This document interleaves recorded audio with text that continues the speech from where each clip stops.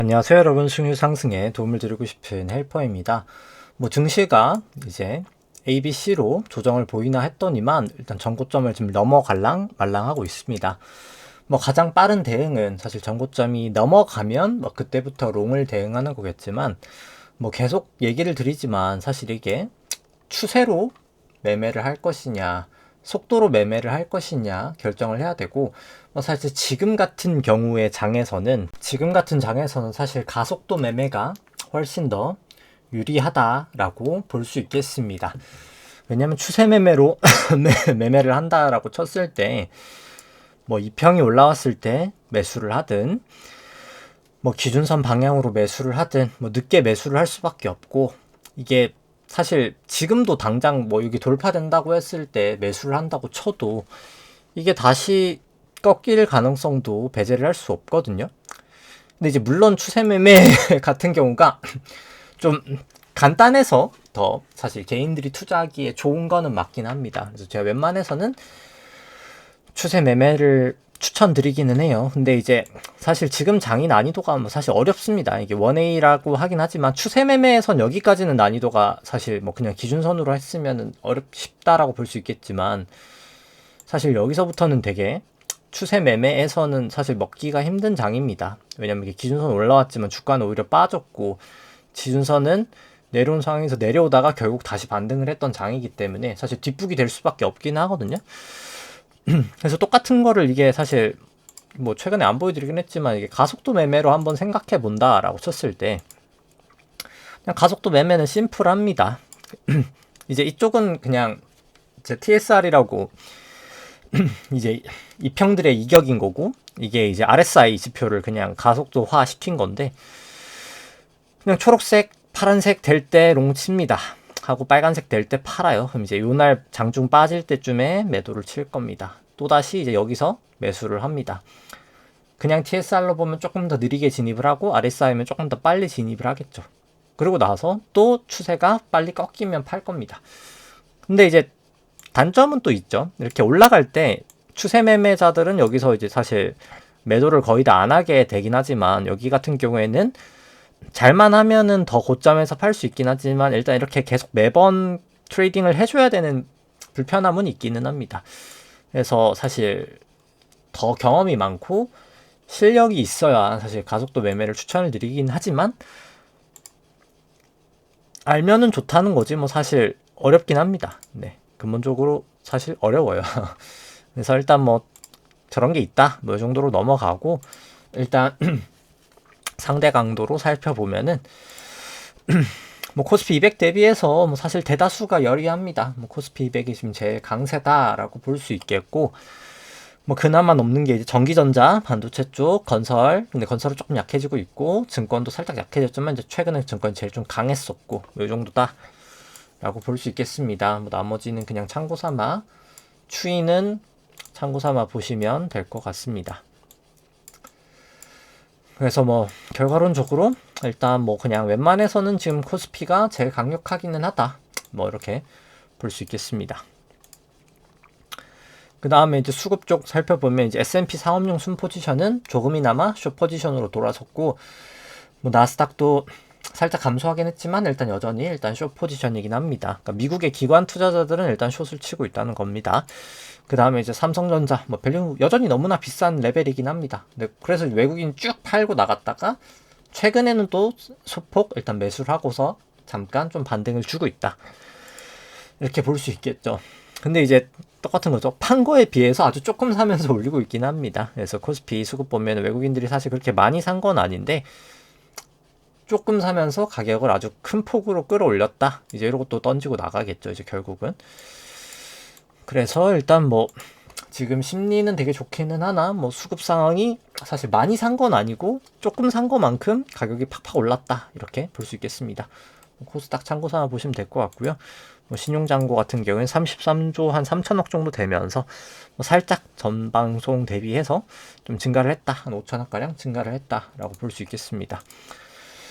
돌고 돌아 차트를 아까처럼 다시 살펴보면은, 이제 결국 그냥 추세 매매로만 본다고 했을 때는 상방이 맞습니다. 기준선 올라가고 있고 다 호전이 됐죠. 그래서 근데 이제 전고를 넘어야 되니까 뭐 사실 추세로 본다고 하면 뭐 거의 다 왔으니까 전고를 보고 들어가는 게 맞지 않을까 라고 볼 수 있고, 뭐 사실 이렇게 이격이 크면서 이렇게 가는 거는 사실 아까 말씀드린 것처럼 지금은 사실 추세 매매장에서 그렇게 좋은 구간은 아니다 라고는 볼 수 있겠습니다. 근데 이제 약간 그런 건 있죠. 근데 이제 이런 구간은 가속도하고 이런 구간은 추세한다 라고 하기보다는 사실 계속 똑같은 방식으로 해야 돈을 벌긴 합니다. 왔다리 갔다리 하면 사실 결국은 잃는 것 같더라고요. 그래서 결국은 한 방식을 고수를 해야 되고 그 방식에 대한 어떻게 보면 필터 자체를 조금 높여야 된다. 뭐 이렇게 볼 수 있겠습니다. 그래서 뭐 추세가 있을 때만 매수를 한다든지 여러 가지 방식이 있겠죠. 그리고 요럴 땐 이제 이격이 기준선이랑 되게 멀어졌기 때문에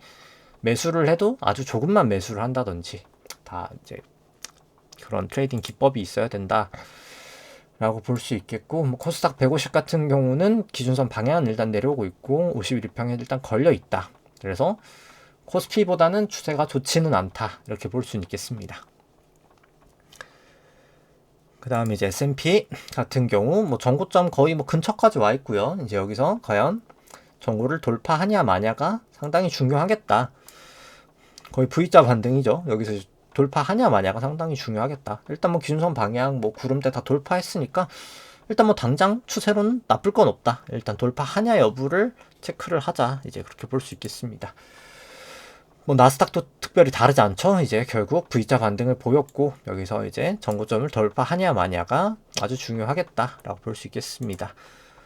다우 같은 경우도 마찬가지겠죠. 이제 다우는 뭐 구름대는 넘지 못했지만 전고를 넘기냐 마냐가 상당히 중요하겠다 라고 볼 수 있겠고, 이제 비트코인 같은 경우에 이제 오늘 구름대를 지지선을 이제 저항선을 돌파가 되냐 마냐가 상당히 좀 중요하겠다. 이제 그렇게 보시면 될 것 같습니다. 이제 코스피 변동성, 이제 내재 V 코스피 같은 경우에는 계속 하락하고 있다가 조금 반등을 오늘 시도했으나 다시 좀 되돌림이 있었다라 볼 수 있겠고요. 빅스 같은 경우에는 일단 200일 이동 평균선까지 왔으니까 좀 주의는 해야 될 때가 된 게 아닌가 생각을 합니다. 뭐 필라델피아 반도체 같은 경우에는 전고점을 좀 시원하게 넘어가면서 돌파를 했다. 그래서 돌파를 했다라고 보면 나스닥이나 S&P도 사실 돌파할 가능성이 더 높지 않겠냐. 일단 확률적으로 일단 그렇게 볼 수 있겠습니다. 그래서 뭐 개인적으로 가속도도 뭐 연구해 보시면 좋다. 이제 뭐 이런 구간을 한 땀 한 땀 다 먹을 수는 있는데 일단 근데 이제 좀 전업으로 하는 사람이 아닌 이상은 빨리빨리 대응이 좀 어려운 게 단점이라고 볼 수 있겠죠. 난이도도 훨씬 어렵고 뭐 DK도 결국 전고를 넘냐 마냐가 중요한 상황이다 라고 볼 수 있겠고요. 뭐 유로스톡스 같은 경우도 마찬가지입니다. 뭐 추세적으로는 일단 기준선 위도 있으니까 방향도 그렇고 나쁠 건 없다. 항생은 여기를 넘어야 되겠죠. 그래서 기준선 방향이 올라가겠다라고 볼 수 있겠고, 뭐 상해종합 같은 경우도 기준선 방향까지는 아니기 때문에 다른 거에 비해서 아직 그렇게까지 강세는 아니다 볼 수 있겠고, 뭐 달러 인덱스 같은 경우에는 내릴 만큼 일단 조정이냐 이제 추세 하락이냐는 여기 구름대를 일단 깨는 걸 보고 알 수 있겠죠. 그래서 깨는 거 보고 한번 확인을 해봐야 되겠다라고 보시면 될 것 같고, 달러원도 마찬가지겠죠. 여기를 깨냐 마냐가 상당히 중요할 것 같습니다. 그 다음 이제 위안 같은 경우도 뭐 상당히 많이 이제 강세가 되었다. 뭐 이렇게 볼 수 있겠죠. 뭐 WTI 같은 경우는 이제 구름대 여기서 지지가 이제 되냐 마냐일 가능성이고, 뭐 사실 일단 조심하셔야 되는 구간이다라고 보여집니다. 이게 지지가 될 확률이 높기 때문에 일단 한번 오늘 내일이 조금 중요한 날이 될 확률이 높겠네요. 지금 다. 왜냐면 다 이제 좀 변곡 구간에 있죠. 전고 넘냐 마냐, 아까처럼 구름대 있냐 마냐, 뭐 다들 뭐 약간 이제 구름대 근처에 있기 때문에 확실히 돌파할지 저항을 받을지 좀 참고를 해야 되지 않을까 생각을 합니다. 뭐 금 같은 경우도 뭐 마찬가지죠. 여기 이제 구름대 넘냐 마냐일 것 같고, 국고채 10년물 같은 경우에 좀 단기적으로 하락을 보이고 있다라고 보실 수 있겠습니다. 근데 여기도 똑같이 구름대를 돌파하냐 마냐가 중요하겠고, 그 다음에 이제 미국채 10년도 똑같이 조정을 올라간 만큼 보이긴 했는데, 이제 여기에 요거의 되돌림이냐 아니면 추세 하락이냐 이건데, 뭐 되돌림일 확률이 전 더 커 보인다라고는 보여지고, 뭐 나머지 참고 삼아 보시면 될 것 같습니다. 이제 뭐 애플 같은 경우도 구름대에 계속 꼬리가 나오고 있어서 일단 여기 돌파가 되고 살 때 사더라도 가는 게 맞지 않겠냐, 이렇게 보고 있습니다. 뭐 엔비디아, 삼성전자도 한번 볼까요? 삼성전자 같은 경우에도 뭐 산다고 쳐도 여기 돌파되고 사는 게 맞다. 왜냐면 그러면 ABC가 확실하고 이제 이 파동이 일단 한번 올라가는 파동인 거니까. 근데 이제 단점은 그런 거죠. 결국 추세 매매 딜레마기는 합니다. 여기가 돌파되고 사면 이미 여기가 올라온 게 있으니까 사실 이게 그냥 마지막 파동이 여기 근처에서 끝나버릴 수도 있잖아요. 뭐 그게 사실 추세 매매의 단점이에요. 이제 그거를 조금 덜하게 하려면 뭐 사실 장단점이 있죠. 근데 기준선 같은 경우에 이 기준선 방향이라는 게 사실 여기까지 먹고 올 때는 엄청 파워풀한데 이렇게 방향성이 어정쩡할 때는 사실 대응이 조금 늦는다는 단점이 있고요. 근데 역으로 이제 예를 들어서 조금 빠른 이평을 본다라고 쳤을 때 뭐 한 12, 20 정도 이평으로 본다라고 쳤을 때 뭐 이렇게 대응하면 좀 더 빠르긴 하죠. 이제 그렇게 되면은 12랑 20 골든 크로스 났을 때 여긴데, 근데 뭐 사실 이것도 좀 후행이긴 하네요. 그러니까 결국 하나만 보면 모를까, 이제 사실 이렇게 또 크로스까지 보면 좀 후행이고, 아니면 이제 결국 뭐 22평 하나만 본다고 쳤을 때는 여기까지 돌파했다가 한번 내려올 때 손절치고 여기 올라왔을 때 다시 재매수해서 이런 식으로 가도 뭐 되는 방법인 거죠. 근데 이제 이 평 같은 경우에는 이제 사실 기준선 방향 같은 개념이 없기 때문에 구조를 볼 수는 없다라는 단점은 있긴 합니다. 근데 사실 근데 그런 코딩을 하거나 이런 거에서 이 평이 더 많은 거는 뭐 사실 이게 훨씬 더 데이터가 평활하죠. 이제 이 기준선 같은 경우에는 이게 방향이 바뀌어야만 의미가 있는데 이 평은 계속 의미를 주긴 하거든요. 그래서 장점과 단점이 다 명확합니다. 아까 말씀드린 추세 매매의 장점도 명확하고 단점도 명확하고 가속도의 단점도 명확하고 장점도 명확하고 기준선의 단점도 명확하고 장점도 명확하고 이평의 장점도 명확하고 단점도 명확합니다. 그래서 사실 추세 매매는 기준선이 더 전 어울린다고 생각하고요. 이제 지금 제가 쓰는 가속도 매매에는 이평이 조금 더 어울립니다. 그래서 자기에게 맞는 전술을 해야 된다.